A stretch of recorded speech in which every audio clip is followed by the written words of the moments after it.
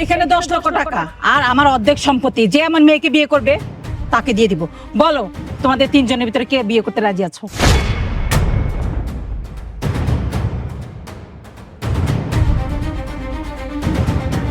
হ্যাঁ, তোমাদের ম্যাডাম কিন্তু সত্য বলেছে।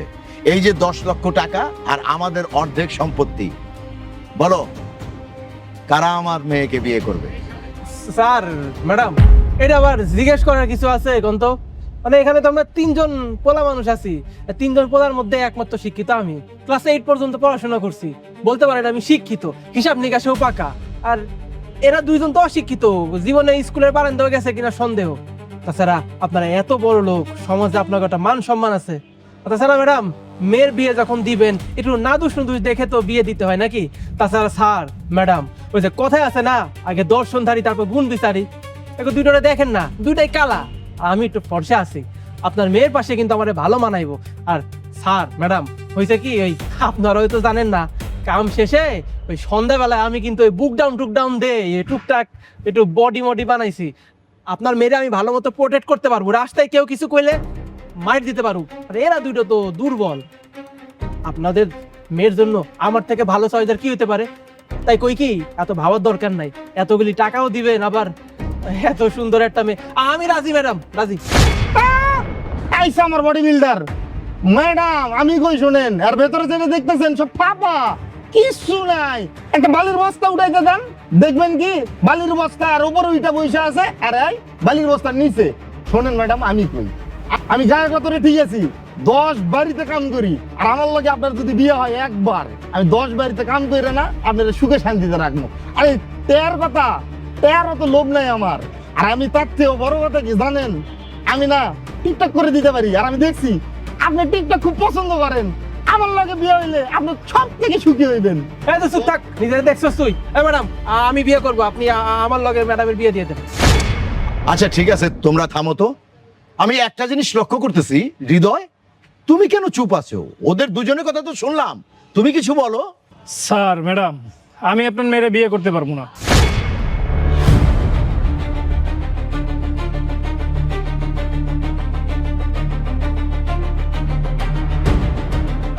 ম্যাডাম, এত কথা কর কি আছে? ওই বিয়ে করতে চাইতেছে না কেন জানেন না? আত্মবিশ্বাসের অভাব ম্যাডাম, আত্মবিশ্বাসের অভাব। ও তো জানে ওর লোকে ম্যাডামরা যায় না। আমার কিন্তু ম্যাডাম মেলা আত্মবিশ্বাস। আমি কই কি, এত 5-10 না ভাইবা, আমার লগে আপনি ম্যাডামকে বিয়ে দিয়ে দেন। হ্যাঁ, আর আমি তো মানে বলে ভাই চাইছি না। আরে তোমরা থামো না, কি ব্যাপার হৃদয় বলো।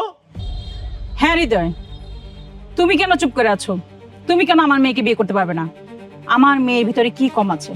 আমার মেয়ে শিক্ষিত, দেখতে সুন্দর, আর তার ভিতরে এতগুলো টাকা, 10 লক্ষ টাকা, আমার অর্ধেক সম্পত্তি। যে আমার মেয়েকে বিয়ে করবে তাকে লিখে দিব। তা তুমি কেন লোভ করতেছো না? আর এখন আমি জানি টাকার জন্য মানুষ কি না করে, সব কিছু করতে পারে টাকার জন্য। আর তোমার টাকার প্রতি লোভ নেই? স্যার, আমি বাজারে কেনা কোনো পণ্য না যে আপনারা আমার টাকা দিয়ে কিনে নেবেন, কিংবা ম্যাডাম বাজারে বেচার মতো কোনো পণ্য না যে আপনারা টাকা দিয়ে ম্যাডামরে বিয়ে দিবেন। তাছাড়া আমি গরিব হইতে পারি, কিন্তু আমার আত্মসম্মান বোধ আছে। আমি আপনার বাসায় কাজ করি, উপার্জন করে টাকা নেই, আর আমার উপার্জনের টাকায় আমার চলতে খুব ভালোই লাগে, আমি স্বাচ্ছন্দ্য বোধ করি। আর আপনারা যে টাকা দিবেন সেই টাকা দিয়ে আমার বড়লোক হওয়ার কোনো স্বপ্ন নাই, কারণ আমি এইভাবে টাকা উপার্জন করতে চাই না। আর ম্যাডাম তো মাশাআল্লাহ দেখতে অনেক সুন্দর, ম্যাডাম শিক্ষিত, ম্যাডামের অনেক গুণ, ম্যাডামের সাথে আমারও যায় না। আর একটা বিয়ে হয় দুইজন মানুষের মধ্যে পরিচিতি থাকতে হয়, তাদের মধ্যে জানাশোনা থাকতে হয়।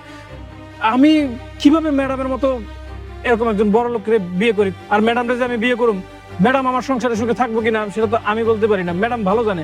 তবে আমি এটুকু জানি, আমি আমার পরিশ্রমের টাকায় খুব খুশি আছি, স্বাচ্ছন্দ্য বোধ আছি। মাঝে মধ্যে একটু কষ্ট হয়, কিন্তু আলহামদুলিল্লাহ আমার সংসারটা খুব ভালো চলে যায়। তো আমি ম্যাডামরে বিয়ে করতে পারবো না। হৃদয় আমি বুঝলাম না, আমার তো মনে হয় যে 10 লক্ষ টাকা তুমি জীবনও একসাথে চোখে দেখোনি।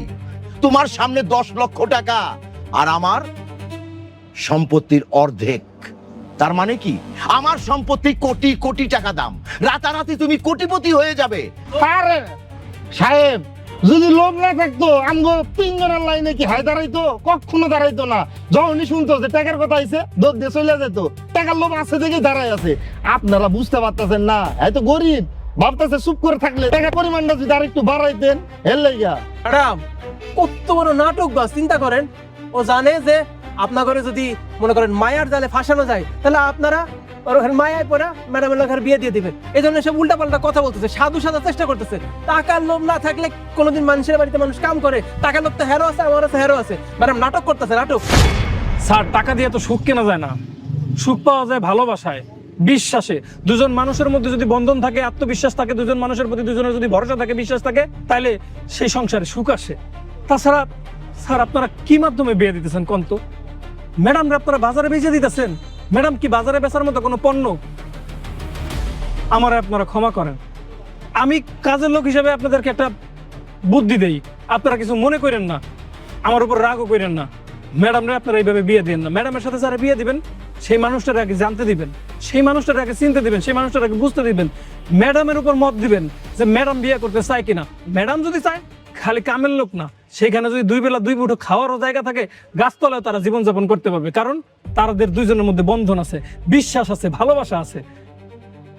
আমি আর কিছু কইতে চাই না। আমি যদি ভুল কিছু কইয়া থাকি তাহলে আমারে ক্ষমা করবেন স্যার আর ম্যাডাম।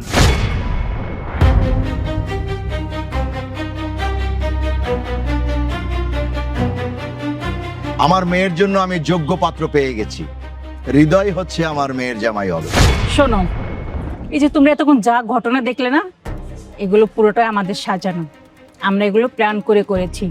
আমরা আগেই জানতাম আমার মেয়ে হৃদয়কে ভালোবাসে, আর হৃদয় একটা সৎ ছেলে।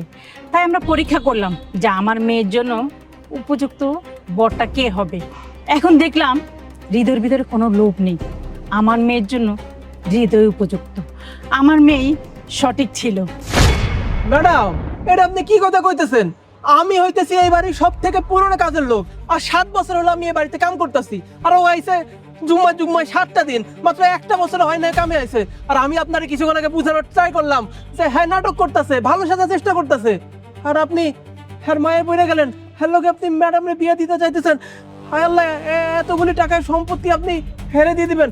ম্যাডাম, আমি যে একমাত্র যোগ্য ম্যাডামের। এই যা এন থেকে কাজ কর। তুই যারা বিয়ে করবি না, অন্য বাড়ির তো কামে যাবি, তোরা আমরা দেখে নেবো তোরে। দেখ না ওর হাত পা কেমনে ভাঙতে হয়। আইছে বাবা, তুমি এদিকে আসো। কি গো, তুমি মিলাই দিবা? তুমি দাও না। ধরো।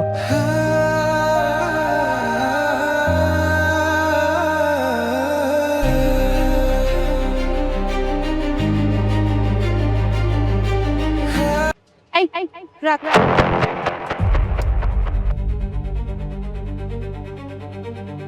এই ভাড়া কত হয়েছে তোর? আবার 100 টাকা। এই নে। আবার আপনি তো এই ব্যাংকে চাকরি করেন? হ্যাঁ, এই ব্যাংকে জব করি। কেন, কি হয়েছে? আবার ওই আপনি বেতন কত পান এটা জানতাম আর কি। মানে আমার একটু জানার ইচ্ছা আছে। কি বললি তুই? হ্যাঁ, তুই জানতে চাচ্ছিস যে আমি এই ব্যাংকে চাকরি করে কত টাকা বেতন পাই? হ্যাঁ, তোর মতো এরকম একজন রিক্সাওয়ালা জানবে যে আমি কত টাকা বেতন পাই? আচ্ছা, আমি কত টাকা বেতন পাই সেটা আমি তোকে কেন বলতে যাব? হ্যাঁ, আর শোন, এই ব্যাংকে না কারা জব করে জানিস? আমার মতো যারা অনেক রিচ আছে, যাদের অনেক টাকা পয়সা, তারাই এই এত বড় ব্যাংকে জব করতে পারে। আসছে একটা সামান্য রিক্সাওয়ালা হয়ে এইটা জানতে যে আমি কত টাকা বেতন পাই। শোন, লেভেল অনুযায়ী না কাউকে কোনো কথা জিজ্ঞেস করবি। রিক্সাওয়ালার মতো থাকবে। বেতন কত পাই এটাই তো জানতে চাইছি।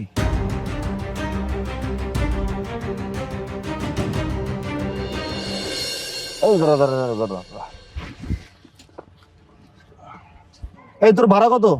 স্যার ওই যে 100 টাকা। দাঁড়া। ও শিট, আমার মানি ব্যাগটা না বাসায় ফেলে আসছি ভুল করে। তুই এক কাজ কর, তোকে আমি বিকাশে পেমেন্ট করে দিই। সমস্যা নেই স্যার, কালকে দিয়েন। কি বলিস? তুই তো রিক্সা চালাস, তোর সমস্যা হবে না?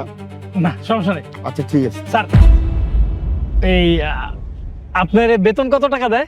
ও রিক্সাওয়ালা, মানে 100 টাকা বাকি কি রাখছোস? মানে তুই আমার বেতন নিয়ে পড়ছোস? শোন, মেয়ে মানুষের বয়স আর ছেলে মানুষের বেতন জিজ্ঞেস করতে নাই। সামান্য একজন রিক্সাওয়ালা হয়ে আমার বেতন জিজ্ঞেস করতে আসিস না, আর নিজের লিমিট ক্রস করিস না, ঠিক আছে?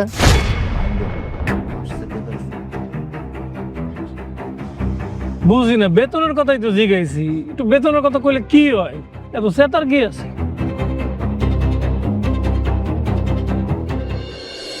দাঁড়াও দাঁড়াও।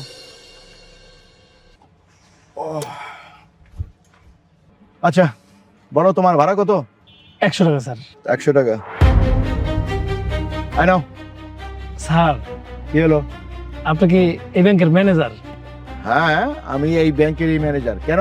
স্যার আপনার একটা কথা কই, মানে আমার একটা কথা জানার ছিল।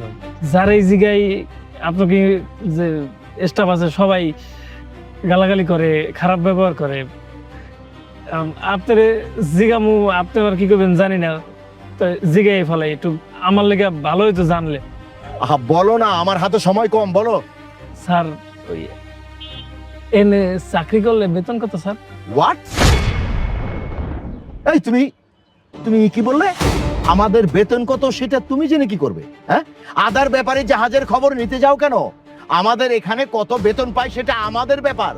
তুমি সামান্য একজন অটোওয়ালা, অটো চালাও, সেই খবর নাও, ব্যাংকের খবর নিতে এসো না। যাও।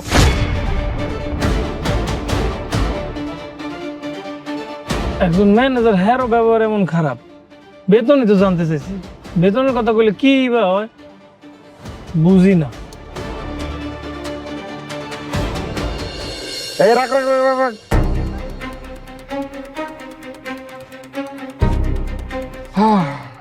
তুই কালকে মনে হয় 100 টাকা পাবি তাই না? আর আজকে 100 টাকা, টোটাল 200। এই নে। জি স্যার, ধন্যবাদ স্যার। সেদিনে তো জিজ্ঞেছিলাম, ওই আমার কইলে একটু উপকার হইতো, মানে আমার জানার লেগে ভালো হইতো স্যার, একটু কর না। কি জিজ্ঞাসিলি, কি বলবো তোরে? আপনাকে বেতন কয় টাকা দেয়? ছাড়াই কানের নিচে মারমু এক থাপড়। মানে কালকে যে তোরে ভালোভাবে না করলাম, যে রিক্সাওয়ালার বাচ্চা, ছোট লোকের বাচ্চা, তুই আমার বেতন জিজ্ঞেস করিস? হ্যাঁ, আমি বললাম এই ব্যাংকের এমপ্লয়ি, আর তুই সামান্য একজন রিক্সা চালক, তুই শুনবি আমার বেতন? মানে তোর এটা বেশি আশকার দিয়ে ফেলছে। এই শোন, কালকে থেকে আমার বাসার সামনে রিক্সা নিয়ে আসবি না, আমি আলাদা রিক্সা ধরে চলে আসবো। বেশি লাই দিছি তো, মাথায় উঠে গেছিস, যা এখান থেকে যা। আসছে চপ তো সব।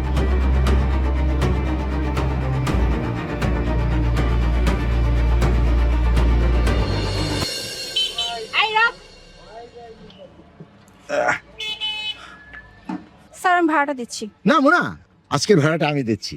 Okay sir. স্যার ওই একটা কথা জিজ্ঞেতাম, কয়েকবার তো জিগেলাম, আপনারা কেউই কইলেন না। স্যার আপনারা বেতন কয় টাকা পান? এই আমি বুঝলাম না, এই তুই কে রে? হ্যাঁ, আবারও তুই জিজ্ঞেস করছিস? প্রতিদিন আমাদের সাথে একটা কথাই তোর, বেতন পাই কত? এই তুই একটা সামান্য অটোওয়ালা, আমি তোকে বলেছি না যে তুই অটোওয়ালা, অটো চালাবি? এসব খবর নেওয়ার তোর কোনো দরকার নেই। এই তুই কি জানিস আমাদের সম্বন্ধে তোর ধারণা আছে? হ্যাঁ, আমরা কত পড়াশোনা করে এই ব্যাংকে চাকরি নিয়েছি। হ্যাঁ, আর তুই তো একটা অটোওয়ালা, তুই এই খবর নিয়ে কি করবি রে? আমরা যে কোন সমাজে চলাফেরা করি আর আমাদের যে কত বেতন, সেটা শুনলে না তোর মাথা ঘুরে যাবে। তাই বলতেছি তুই অটো চালাস, অটো চালাতে থাক। স্যার আপনি বাদ দেন না, শুধু শুধু স্টুপিড অটোওয়ালার সাথে আপনি কেন কথা বলতেছেন? এভরিডে জিজ্ঞেস করবে, আচ্ছা বলেন তো আপনার বেতন কত, আপনার বেতন কত, মানে জাস্ট মাথা পাগল করে ফেলছে। স্যার একটা কথা বলি, ওর যেহেতু এতটাই জানার ইচ্ছা যে আমরা অত টাকা বেতন পাই, স্যার এক কাজ করি, আজকে ওকে বলে দেই, এই তুই প্রত্যেকদিন জানতে চাস না যে এই ব্যাংকে যারা জব করে তাদের বেতন কত? শোন তাহলে, স্যারের বেতন হচ্ছে 80,000 টাকা আর আমার বেতন হচ্ছে 50,000 টাকা। কি শুনলি তো এবার? কি কোন আপনার মাত্র 80,000 আর 50,000? আরে বছরের কথা বলি নাই, বুঝলি? প্রতি মাসে, মানে প্রতি মাসে স্যার বেতন পায় 80,000 টাকা আর আমি বেতন পাই 50,000 টাকা। এখন নিশ্চয়ই মনে মনে শুনে অবাক হয়ে গেছে, ও মাই গড, মানে সরি, আল্লাহ রে আল্লাহ, এত টাকা বেতন পায় তারা প্রত্যেক মাসে? আসছিল আমাদের বেতন শুনতে। আভা আমি বছরে জিগাই নাই, আমি মাসের কথাই জিগাইছিলাম। মাত্র 50,000 আর 80,000 টাকা বেতন পেয়ে আপনারা এত অহংকার? আচ্ছা স্যার, আপনাকে এত অহংকার হলো কি লিগা? আমি তো ভাবতাম যে আপনারা 2 লাখ 4 লাখ টাকা মনে হয় বেতন পান, আর মাত্র 50,000 আর 80,000 পেয়ে আপনাকে যে কথার দাস। আমার তো মনে হয়েছিল যে আপনারা কোটি কোটি টাকা বেতন পান, আর প্রত্যেকদিন মনে হয় আপনারা ওই দেশের বাইরে যে নাস্তা টাস্তা করেন। শুনেন, আপনারা যে অহংকার নিয়ে এতক্ষণ কইলেন আপনাকে বেতনের কথা, এবার আমার কথা শুনেন। আমি মাসে কয় টাকা ইনকাম করি? এই যে অটোটা চালাই না, এই অটোটা ছাড়া আমার 10টা অটো আছে। এই প্রত্যেকটা অটো দিয়া আমার 400 করে আর্নিং হয়। 400 করে আর্নিং হলে প্রতিদিন কয় টাকা আসে? 4 × 10 4,000। এই 4,000 টাকা প্রতিদিন আসে, মাসে হয় কত? 1,20,000 টাকা। এই 1,20,000 টাকা আপনাকে না নেওয়া করলেও আমার বাসায় পৌঁছায় যায়। আমি বইয়া 1,20,000 টাকা হাতে পাই। তারপর আবার সুপ্রি ইনকাম, এই যে অটোটা চালাই, এই অটোটা দিয়ে প্রত্যেক মাসে তো 20-24,000 টাকা আহে। এগুলো কেন করি জানেন? বাসায় বসে থেকে এত লাভ নাই। বাসায় বসে থাকলে খরচও হয়, আবার ইনকামও কম হয়, আবার শরীরের ভিতরে জং ধরে। আপনাকে আনা নেওয়া করলে আমার এক্সারসাইজও হয়ে যায়। আর স্যার, আপনার কাছে প্রতিদিন জিজ্ঞাইতাম না আপনারা কয় টাকা বেতন পান? এই যে পিছনে যে বইয়ে রয়েছে, এটা হলো আমার বোন। ওর স্বপ্ন ও পড়ালেখা কইরা বড় পাস দিয়ে তারপরে এই ব্যাংকে চাকরি করব। আর এই ব্যাংকে চাকরি কইরা কয় টাকা বেতন পাইবো এটা আমার যাচাই করতে হইব না? কারণ আমি আমার বোনটা তো জেনে সেনে চাকরি করতে দিতে পারি না। আমার তো জানতে হইব আমার বোনে যে সারাটা দিন খাটবো, সারাদিন খাইডা কয় টাকা বেতন পাইবো এটাও আমার জানা লাগবে। কারণ আমি যদি আমার বোনটা জেনে হেনে পাঠাই দিই তাহলে তো হইব না। আমি মাসে 1,20,000 ইনকাম করি, আমার বোনের তো মাসে 5 লাখ টাকা ইনকাম করতে হইব। নাইলে আমি আমার বোনকে কষ্ট করতে পারলাম কি লিখে? ঘরের ভিতরে পায়ের উপর পা তুই লাগাই আমার বোন বলে কথা। আর শুনেন স্যার, স্যার আপনারা যে ব্যবহারটা করলেন এই সামান্য কটা টাকা বেতন পায়, আপনারা তো শিক্ষিত মানুষ, বড় পাস দিচ্ছেন, বড় পাস দিয়ে মানুষের লাগে এরকম ব্যবহার করে, এরকম আচরণ করে, ছি আপনাকে ধিক্কার জানাই। মানুষ হিসেবে আপনারা জন্মাইছেন ঠিকই, কিন্তু মানুষকে আপনারা সম্মান করতে জানেন না। মানুষের সাথে কিভাবে কথা কইতে হয় এটা আপনারা জানেন না। যাক, আপনাগুলো কথা কইতে ইচ্ছা করতেছে না, আপনারা যান। চলো মোনা। এই যে স্যার ম্যাডাম, ভাড়া দিয়ে কই যান? এটা আবার পরিশ্রমের টাকা দিয়ে যান। ও হ্যাঁ হ্যাঁ হ্যাঁ, নে এসো না। বুন রে, দেখলি তো বাস্তবতা কত কঠিন। মানুষ বড় পাস দিছে, শিক্ষিত হয়েছে, কিন্তু মানুষ হিসেবে ভালো হইতে পারে নাই। আমি তোর অনেক বড় পাস দেওয়াম, অনেক পড়ালেখা করামো, কিন্তু তোর আমি অমানুষ হইতে দেবো না। আমি চাই তুই একটা ভালো মানুষ হ। আর এনে কয় টাকা বেতন দেখছস তো? একজন 50,000-80,000 টাকা বেতন পায়া এক ভাবতাই বাকি। বোন, তুই চিন্তা করিস না, তুই চাইলে আমি তোরে বড় একখান ব্যবসা দাঁড় করাই দিব। প্রয়োজন হয় যে মানুষ কয় না বুটিক্স, জামা কাপড় এগুলো কিনে দিব, তুই বড় ব্যবসা করবি। আমি তোরে কোনো কষ্ট করতে দেবো না, আমি তোর রাজরানীর মতো রাখবো। আর তোর ভাই যতদিন আছে তোর কোনো চিন্তা করার দরকার নাই। আমি আছি না, তোর ভাই বাইচা আছে, তোর ভাই বাইচা থাকতে তোর কোনো চিন্তা করতে হইব না। এরকম ব্যাংক আমি খাড়া না করাইতে পারি, কিন্তু তোর ভবিষ্যৎ আমি খাড়া করাই দিব, এটা তুই মাথায় রাখ। তুমি ঠিকই বলছো ভাইয়া। আমি এতদিন ভাবতাম এইসব বড় বড় কোম্পানিতে যারা চাকরি করে তারা হয়তো অনেক ভালো মনের মানুষ, কিন্তু আজকে আমার এই ধারণাটা পুরোপুরি বদলে গেছে। ওরা সবাই তোমার সাথে কত খারাপ আচার আচরণ করলো। যাই হোক ভাইয়া, আমি জানি তুমি আমার জন্য যা ভাববা ভালো কিছুই ভাববা। হ্যাঁ, তুই চিন্তা করিস না। আমি যে কষ্ট করে আমি এত কিছু করতেছি এর লেগে ভাবিস না যে তোর আমি কিছু দিব না। আমি যা কিছু করুম তার অর্ধেক সবসময় তোর লেগে থাকবো। সারা জীবন তুই চিন্তা করবি তোর ভাই তোর পাশে আছে, তোর ভাই তোর লেগে কিছু একটা করে দেবো। আমি যদি মইরাও যাই তোর চিন্তা করতে হইব না।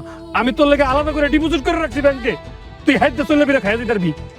ভালো মানুষ হ, ভালোভাবে পড়ালেখা কর।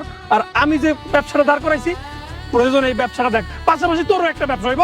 আমি তোর লেগে একটা ব্যবসা দাঁড় করে দিব, তুই কোনো চিন্তা করিস না। এখন বাড়িতে চল, ঠিক আছে? ঠিক আছে ভাইয়া।